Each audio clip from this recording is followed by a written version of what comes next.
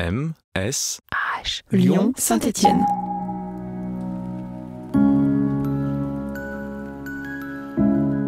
Avec le confinement, le festival a été repoussé, donc on est particulièrement heureux de les accueillir, à plus forte raison.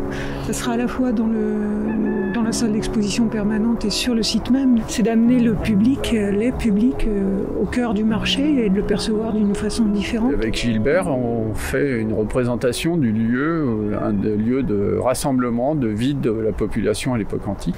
Là, tu as une vue de la maquette qui est pas mal pour ce que tu fais là, d'ailleurs. Ah, c'est cette partie-là. Mais maintenant, il y a une fouille qui vient d'être faite. Donc, il y avait deux choses, voir l'emplacement du marché, voilà, pour essayer de les reconstituer par rapport à l'environnement et le paysage aussi. Et puis le second point, il y a notre vue de Vienne qui rassemble 4 périodes différentes. Bon là, j'étais parti de cette photo là pour faire l'époque actuelle, et puis on a des points de repère, la cathédrale, le temple de Livy, ainsi de suite.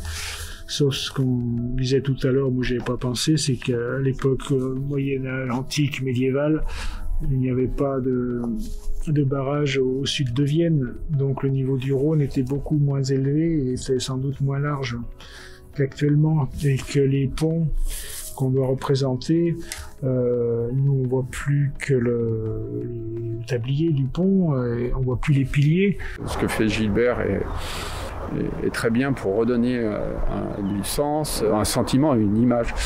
Mais il faut que ça reste une image, c'est pas la réalité. Et nous, on a déjà testé des essais de restitution. Alors dans le musée, il y a des maquettes.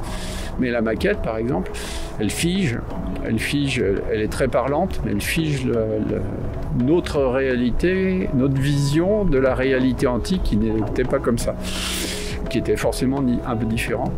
Et du coup, nous, on a testé aussi le fait de faire, par exemple, 2 maquettes pour un même bâtiment.